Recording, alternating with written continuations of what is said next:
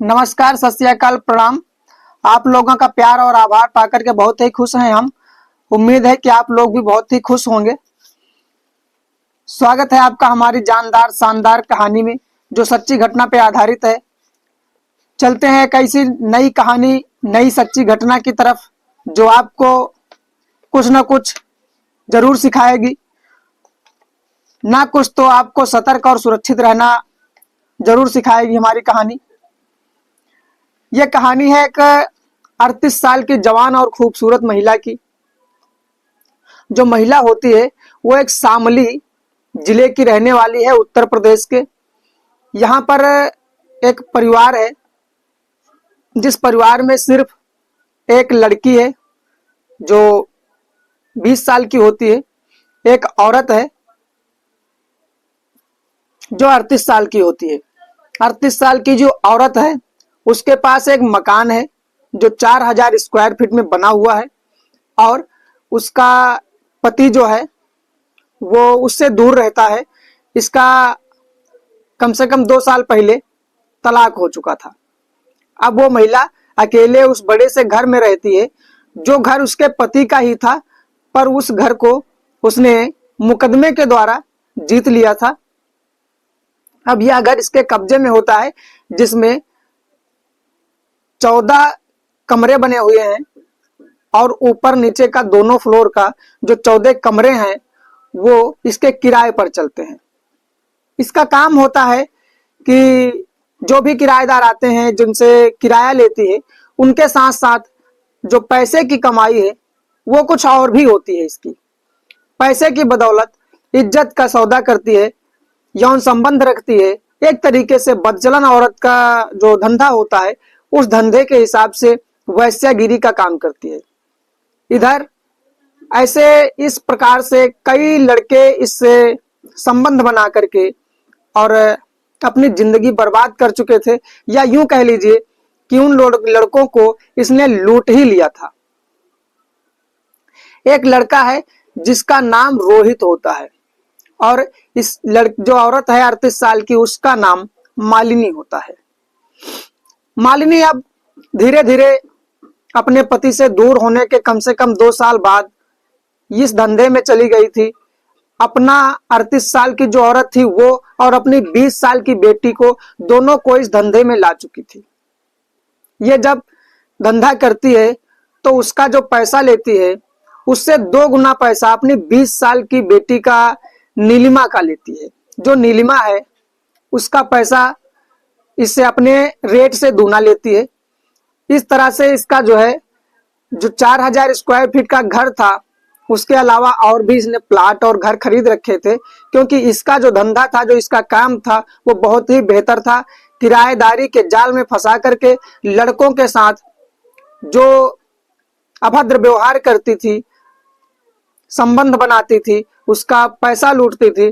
तो मतलब जो नवयुवक लड़के खास तौर से रहते थे इसके मकान में, वो सारी कमाई, सारा पैसा बस इसी तक ही सीमित रहता था कि पूरा अपना और अपनी बेटी को लगा करके लूटने का काम करती थी।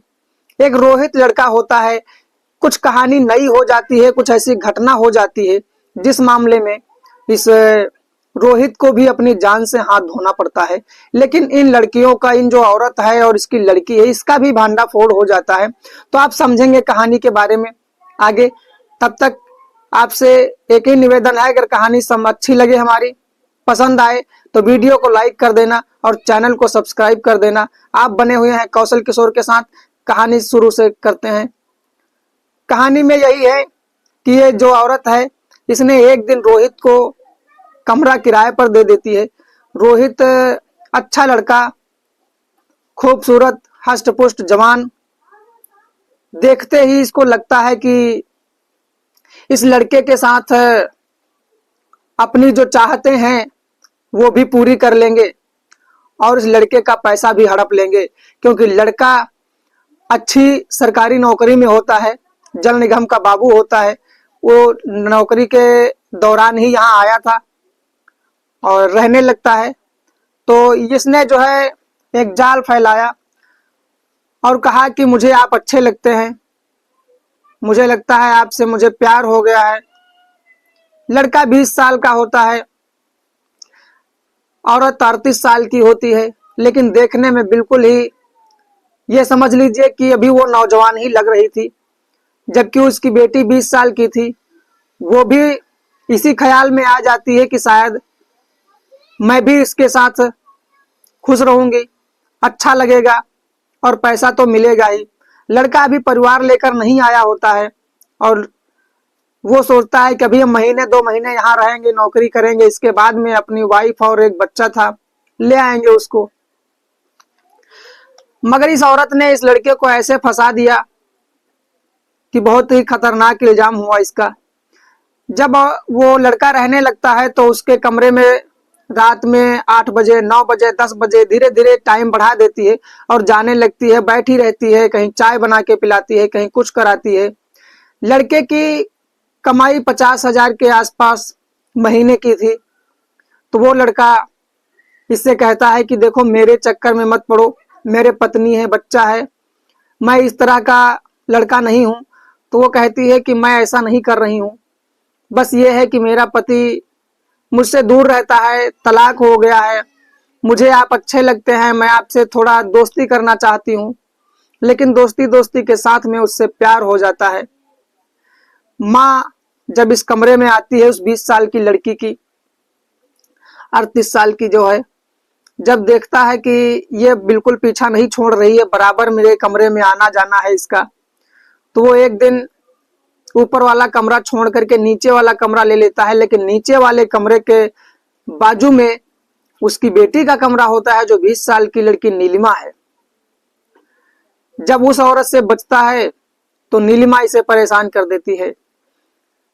कभी नीलिमा और कभी मालिनी दोनों ने इसका पैसा हड़पने के लिए इसको बहुत ही परेशान कर रखा था। ये लड़का सोचता है कि अब कैसे बच पाएंगे, और इन दोनों माँ बेटी ने इसको बताया कि अगर तुमने कहीं भी कोई बदतमीजी की, जाने की कोशिश की, तो मैं आपके ऊपर एफआईआर कर दूंगी और बलात्कार का केस लगवा दूंगी। मैं बता दूंगी कि मेरे साथ तुम ऐसा ऐसा कर रहे थे। लड़का डरने लगता है, परिवार को भी अपने घटना नहीं बताता है कि जिस जाल में वो फंस चुका है। 6 महीने तक उस नीलिमा ने इसके साथ यौन संबंध रखा। इस तरह से यौन संबंध कि वो लड़का जिस वक्त से नौकरी पर जाता है, काम पर जाता है, वापस जिस टाइम से आ जाता है, जिस समय से आ जाता है, उस समय से ये खाना बना करके रखती है उसके लिए, सारी व्यवस्था कर देती है उसके लिए। वो खाना खा ले और खाना खाने के बाद में सुबह जब तक ड्यूटी जाने का टाइम नहीं होता है, जब तक उसके रोजमर्रा के कामों का टाइम नहीं होता है, तब तक ये लड़की 20 साल की नीलिमा इसके साथ ही बराबर चिपकी रहती है, हर प्रकार से सुख देती है, इसका जो भी जरूरत है वो पूरा करती है। इधर 6 महीने तक इसका इस्तेमाल ये लड़की करती रही और पूरा का पूरा पैसा वो लड़की खा जाती है। अब ये जब इस हाल से बहुत ही परेशान हो जाता है तो अपने दोस्तों को बताता है कि मेरे साथ ऐसा ऐसा हो रहा है, आखिर मैं क्या करूं। दोस्त कहते हैं कि चुपके से वहां से निकलने की कोशिश करो, वहां से भागने की कोशिश करो। कहता है कि भागेंगे तो वो औरत हम पर इल्जाम लगा करके जेल भिजवा देगी, हमारी नौकरी भी चली जाएगी, हम किसी भी लायक नहीं रह जाएंगे। तो इस तरह से वो उस औरत से बहुत विनती करता है, जो 38 साल की औरत है, नीलिमा की माँ, जिसका नाम मालिनी है। मालिनी से कहता है कि देखो इस तरह से अत्याचार हमारे साथ मत करो। तो मालिनी उससे भी ज्यादा कहीं ना कहीं बदचलन होती है, वैश्याव्रत होती है। तो उसने कहा कि देखो आपने 6 महीने नीलिमा के साथ रहे हैं, अब कम से कम 6 महीने मुझे जब तक सुख नहीं दोगे, मैं आपका सुख नहीं भोगूंगी, तब तक मैं आपको नहीं छोड़ूंगी। बस 6 महीने की बात है, 6 महीने हमारे साथ रह जाओ और मैं आपको आजाद कर दूंगी।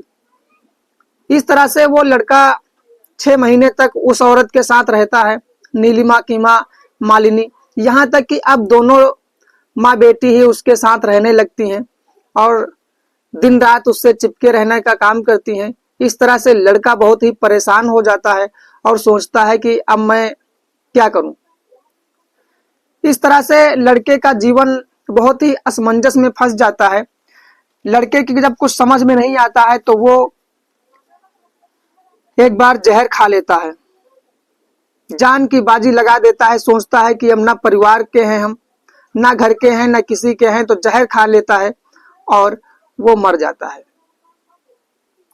पर मरने से पहले जब उसे हॉस्पिटल ले जाया जाता है कि आखिर क्या हुआ, तो बताता है कि मैंने जहर खा लिया है, लेकिन अस्पताल में मरने के टाइम पर बताता है कि ये माँ बेटी मेरे साथ बदतमीजी कर रही थी, मेरे साथ ऐसा ऐसा कर रही थी, इसलिए मुझे जहर खाना पड़ा है। जहर खाने के बाद जब वो मर गया तो उसकी जो पत्नी है, जो बच्चा है, सब लोग आ जाते हैं मौके वारदात पर। मौके पर पहुंचने के बाद में वो लड़की जो होती है, औरत होती है जो उसकी, वो दोनों के खिलाफ संदिग्ध अवस्था में एफआईआर करती है। पुलिस जब इन लोगों को पकड़ती है, दोनों लोगों को, माँ बेटी की हालात देखती है कि वैश्याव्रत का कितना गहन धंधा कर रही हैं ये, तो पुलिस पता लगाती है, पूछताछ करती है कि आखिर तुम यह कैसे करती हो, कब से करती हो। तो नीलिमा और उसकी माँ मालिनी बताती हैं कि अब तक मैंने 40 के ऊपर लड़कों का बलात्कार किया है। आपने सुना होगा कि लड़के लड़कियों का बलात्कार करते हैं, लेकिन इसमें ऐसा था कि ये दोनों माँ बेटी एक लड़के को फंसा लेती थी अपने जाल में, जो अच्छे खानदान परिवार से हष्ट पुष्ट और नौजवान होता था और पैसे कमाने में भी बहुत अच्छा होता था, जिसकी इनकम अच्छी होती थी। ऐसे 440 से ऊपर लड़कों को लोगों ने अपने प्यार के जाल में फंसा करके पैसा भी हड़प लिया और उनको इतना तकलीफ दी यौन संबंध बनाते बनाते, क्योंकि ये बहुत ही हैबिचुअल और आदती हो चुकी थी। इनका जो भरण पोषण है, वो एक आदमी दोनों का भरण पोषण करने में कम से कम अपनी सारी एनर्जी फूंकता है, अपने आप को बर्बाद कर लेता है। ऐसे 40 लोग बर्बाद हो चुके थे इस लड़की के चक्कर में, इस औरत के चक्कर में। अब जब वो पुलिस इस बात का पता लगाती है, पुलिस को सारी सच्चाई पता लगती है, तो इन लोगों को देह व्यापार के धंधे में जो धारा लगती है, वो धारा लगा करके पुलिस इन लोगों को जेल भेजने का काम करती है। तो इस तरह से कई औरतें होती हैं, कई लड़कियां होती हैं जो आदमी को अपने कहीं ना कहीं ऐसे गुनाह में फंसा लेती हैं कि लड़कों की जिंदगी ही बर्बाद हो जाती है। तो इस तरह से आप लोगों से बस यही निवेदन है कि सतर्क रहें, सावधान रहें, सुरक्षित रहें, ऐसे मामले से बचे रहें। जहां पर भी कमरे लेकर के रहें, जहां पर भी दूसरा घर लेकर के रहें, तो उस मकान मालकिन आदि को कायदे से समझ लें, उसकी हरकतों को पहचान लें, वरना 40 लड़के तो ऐसे बर्बाद हो गए जिनका भविष्य चौपट हुआ, लेकिन एक जो रोहित होता है उसकी बेचारे की तो जान ही चली जाती है। तो इस तरह से सावधान रहें, सुरक्षित रहें। तमाम प्रकार के समाज में लोग हैं, न जाने किस किस प्रकार से कैसी कैसी हरकतें करके किस तरह से लोगों को बर्बाद कर देते हैं। उसको सजा मिली, लेकिन उन दो को सजा मिली ना, 40 लोग जो बर्बाद हुए उनको जो कौन पैसा वापस करेगा, कौन समय वापस करेगा। तमामों पैसा ट्रीटमेंट में, इलाज में लगाया गया, तब जाकर के वो ठीक हुए। 6-6 महीने तक उनके साथ बलात्कार हुआ। तो कहीं ना कहीं जो लड़कों की बलात्कार की कहानियां हैं, उसमें कुछ कहानियां ऐसी हैं कि लड़कियां भी और औरतें भी एक तरह से पुरुषों का बलात्कार कर देती हैं। तो इसमें सतर्क रहने की जरूरत है, सावधान रहने की जरूरत है। कहीं भी जाएंगे, कहीं भी कमरे की तलाश करेंगे या आसपास किसी ऐसी जगह पर रहने की कोशिश करेंगे जहां की माहौल की जरूर जानकारी करेंगे। अगर नहीं करते हैं तो हो सकता है किसी न किसी जाल में आप भी फंस जाएं। तो इसलिए सतर्क रहें, सावधान रहें, सुरक्षित रहें। मिलते हैं कल की एक नई सच्ची घटना 8 बजे। तब तक के लिए धन्यवाद, नमस्कार। आपसे आखिरी निवेदन यही है कि अगर कहानी हमारी पसंद आई हो तो वीडियो को लाइक कर देना और चैनल को सब्सक्राइब कर देना। मिलते हैं कल शाम 8 बजे, तब तक के लिए बहुत बहुत धन्यवाद, नमस्कार।